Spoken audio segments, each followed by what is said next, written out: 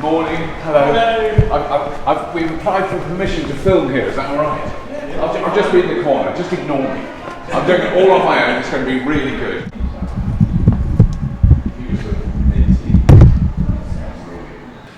Is that it though? I think. What did Ben say? No, that's it. That's right. Yeah, great.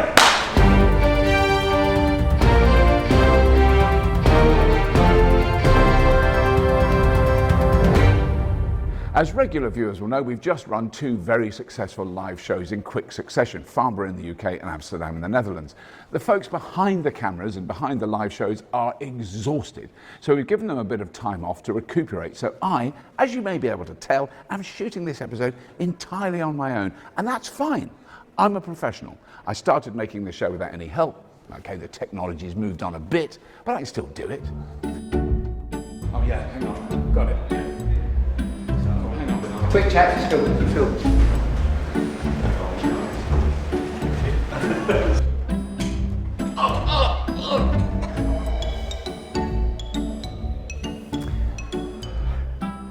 Hello and welcome to a very special episode of Almost Breaking News on the Fully Charged Show, coming to you today from the Electric Vehicle Experience Centre in Milton Keynes. Now, we've come here many times over the last few years.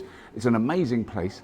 What they do here, what they have done here up until in the very near future, is show people a range of electric cars that are available. Not one brand, it's not connected to a brand, it's connected to a charging network, BP Pulse. And they've been showing all these cars. Over the last few years, they've sold over 400 cars directly through people seeing the car here, test driving them, which you could do here. It was such a brilliant thing. We're hoping there may be other organisations that take up the mantle of letting people have a go in an electric car just to see what it is. So we're here to kind of celebrate the existence of the Electric Vehicle Experience Centre, because by the time you see this, it will have closed. It is no more. That's just the way things work. Anyway, on with the show. That is locked in. That is not going anywhere. Is that on? I can't tell. I think it is. 1, 2, 1, 2. I had some muesli for breakfast. Oh yeah, that's good. That's good. Oh, but that's up there. No, that's there. Oh, that's move that bit. Okay, we're getting there. Coming up, Tesla have just developed a new battery that could last 100 years. ABB released the world's fastest car charger. A leading executive at Shell quits because of extreme harm being done by the company. Battery swapping that makes sense. And Tesla's Superchargers are now open to any old Tom, Dick or Harriet. And do watch to the end because we've got some very exciting news about new fully charged live shows coming to somewhere near you. All this and more on this fabulous episode of Almost Breaking News. Sting. Oh no, don't think I meant to say that. First story, and this new descriptive term for a new battery is very easy for us all to not only understand, but easy to remember.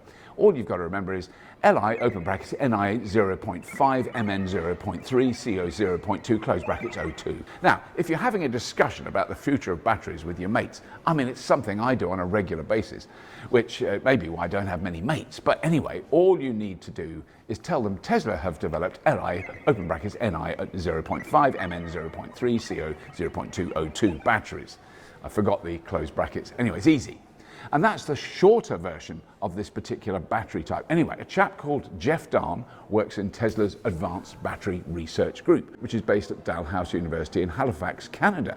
He's recently teamed up with another fellow called Michael Metzger, and they both sound like fearsomely clever, proper boffins. They've developed this new battery material combination, which it seems has almost unlimited charge and discharge cycles. Well, what does that mean, you may ask?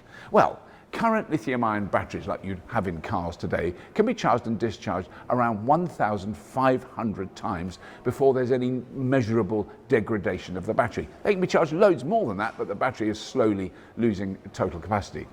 But that means these batteries of today are good for between 300,000 and 500,000 miles, depending on driving style.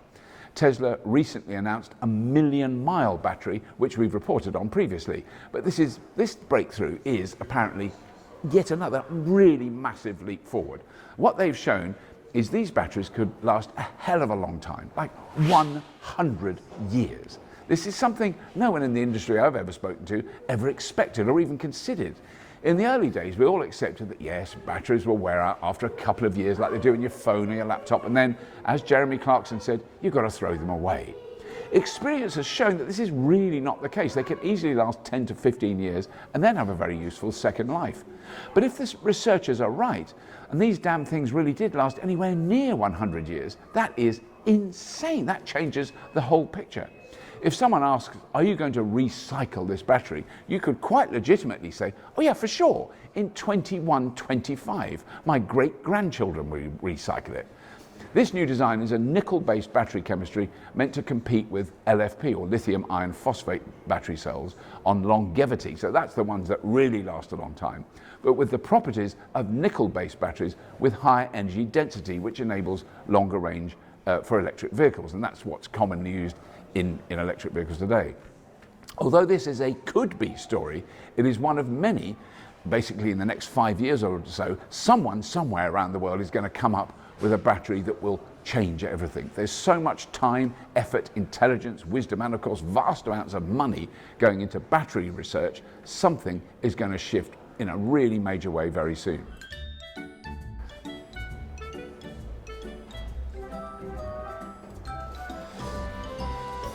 I have to go back up a bit, but yeah, that's basically good. I don't need the crew. Frankly, I don't need them. I could do this all on there. Colour chart. That's nice. Yeah, that balances it up. I am so good at this. Okay, so once you've got your 100-year battery and you're fanging along the highway for 500 miles non-stop, as thousands of men tell me they have to do all the time, you will eventually want to charge your car super quick. Step forward, Swiss technology company ABB.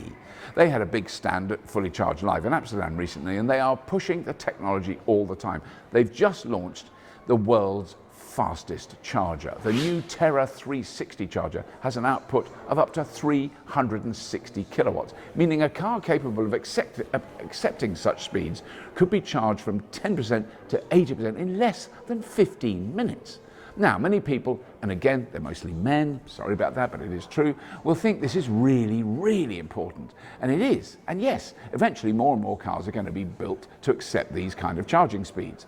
But I just want to remind our lovely viewers that if you can charge a car while you're not waiting, like I'm doing right now, car's outside on a little charger. It's not fast, but it'll add a few miles while I'm here. While you're doing something else, like working, like I am now, shopping, going clubbing. I mean, I do that all the time. I'm always going clubbing or having a meeting. Anyway, you could be charging the car then. Basically, if you can charge a car slowly during the 90% of the time you're not using the damn thing, that is a far better option. I'm just saying. It's called grazing. Just graze. So, yes, for that once or twice a month, you need to use ultra-rapid chargers. This is brilliant. And it's being installed in the UK by Shell, which is great. I'm really glad Shell are taking this aspect of the transition seriously. Sort of. Well, there's another Shell story in the rundown. This one is slightly less positive. So Shell have spent $3.6 billion on various renewable energy projects around the world, including installing really good, fast, reliable electric car chargers. Isn't that brilliant? $3.6 billion is not small change. That is some serious moolah. And they also spent $84 billion on oil and gas exploration and development over the same period. And they've just posted their biggest ever profits. Well, apart from all this and the greenwashing that all big oil companies do, I'm not just picking on Shell, they all do it, they've had a bit of negative PR when one of their top safety consultants very publicly quit the company last week. Caroline Dennett emailed Shell executives and 1,400 employees and contractors at the company stating, "I can no longer work for a company that ignores all the alarms and dismisses the risks of climate change and ecological collapse." She went on, "Because contrary to Shell's public expressions around net zero, they are not winding down on oil and gas, but planning to explore and extract much more." Now, Caroline has worked at the company for 11 years, so she knows what she's talking about. She went on, and I'm quoting from her publicly released statement, "I've surveyed thousands of Shell employees and contractors around the world to help keep the oil in the pipe and prevent harm to people. I hope through this work I've helped avoid accidents and spills. But Shell's disregard for climate change risks means they are completely failing on their Goal Zero safety ambition to do no harm. Shell is fully aware that their continued oil and gas extraction and expansion projects are causing extreme harms to our climate, environment, nature and to people. We must end all new extraction projects immediately and rapidly transition away from fossil fuels and towards clean, renewable energy sources. That's kind of pretty clear cut, isn't it? I mean, there's only one response you can say to that, even if you're working for Shell, is, ew, #orcs. Oh, why has it gone like that? Oh, God, hang on. There we go. Ah, at last. Hang on, I know I can sort this out. It's not that...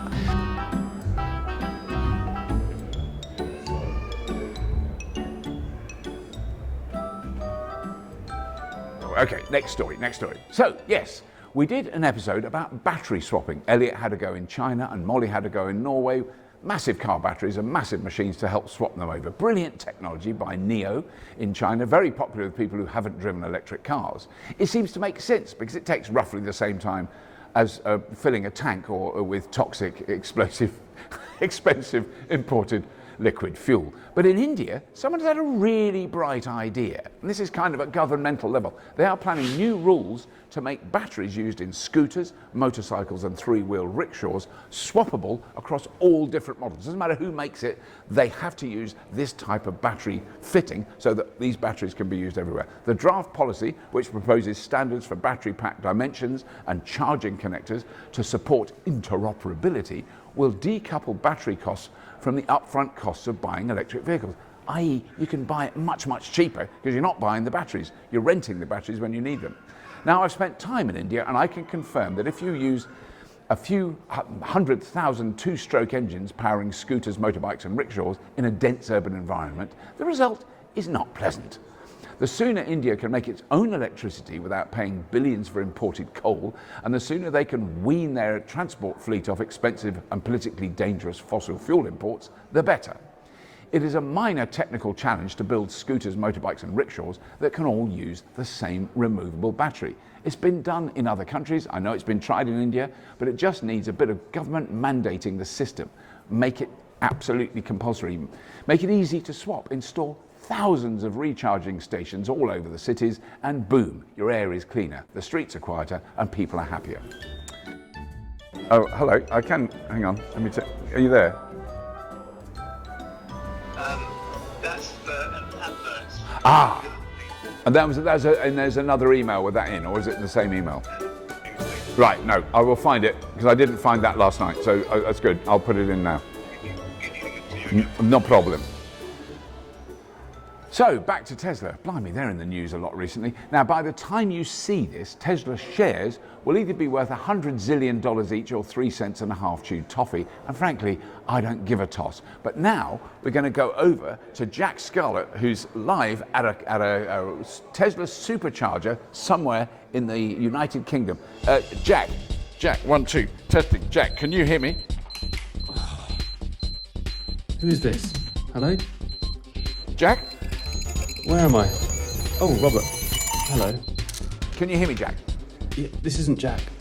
Jack! Yeah. Can you hear me, Jack? Goodbye, good night. Oh, you're there? Yeah, just get on with it. Just do the report thing. Thanks, Bob. I'm at the Banbury Superchargers in Banbury, one of 15 supercharger locations participating in the pilot scheme. Combined, that's over 150 superchargers, Bob.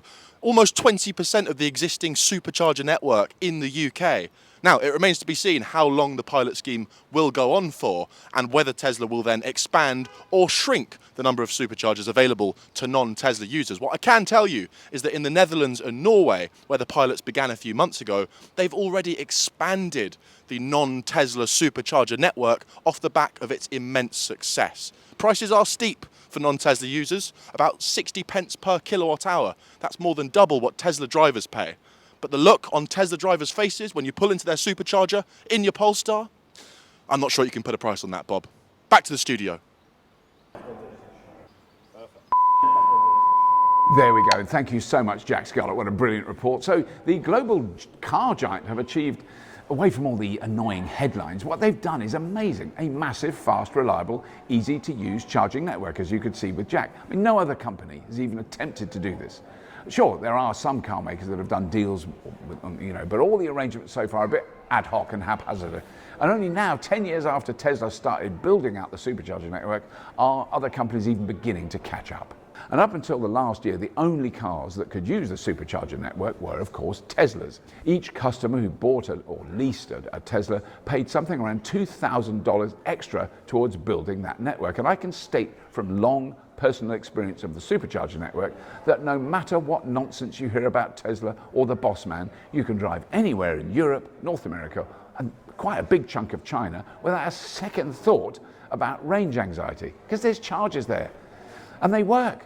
So now they've opened up this network to any car with CCS charging, which is about 95% of cars on the market in Europe. The non-Tesla supercharger pilot scheme first launched in Norway and the Netherlands in November of 2021.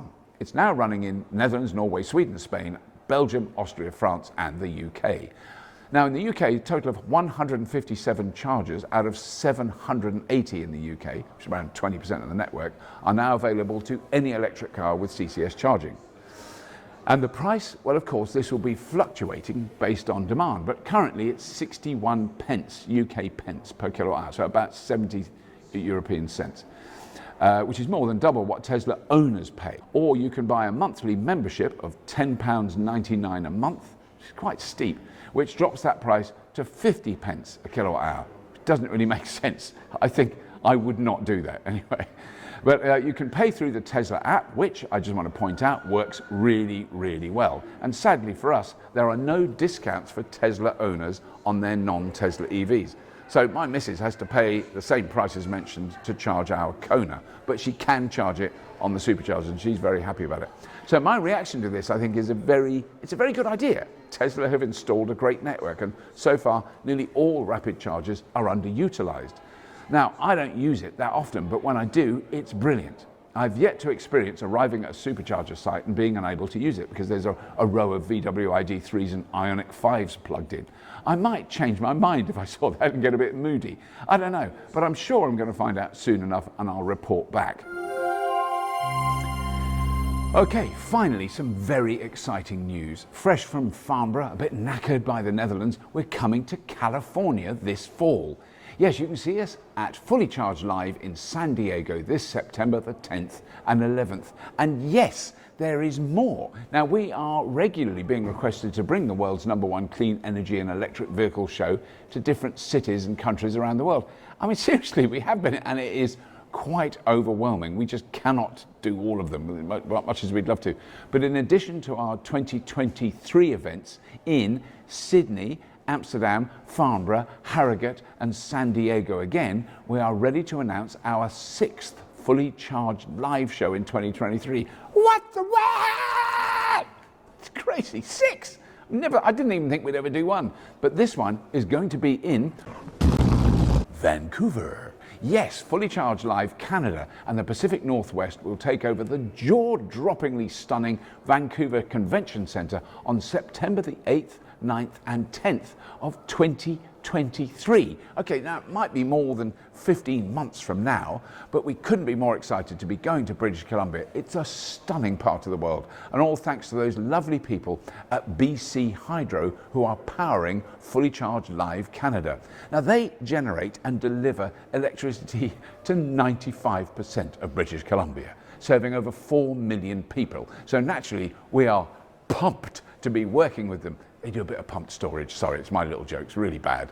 Actually, someone else wrote this script, but never mind. Anyway, I'll carry on. And if you will forgive my language, we are damn excited. A lot of hydro, a lot of dams. Get it?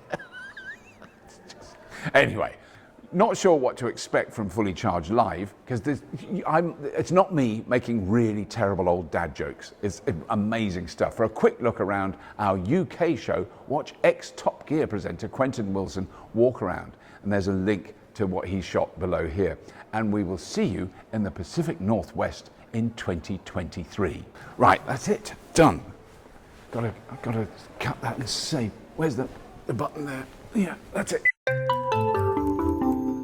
Well, thank you so much for watching that episode. We hope you enjoyed. Robert's just having a little lie down because he's a bit pooped from filming that. So while he's doing that, let me tell you to watch this episode here. If you like that one, you're gonna like this one. This is our most recent upload. Here is a link to subscribe to the channel, and this is a link to our Patreon if you fancy it.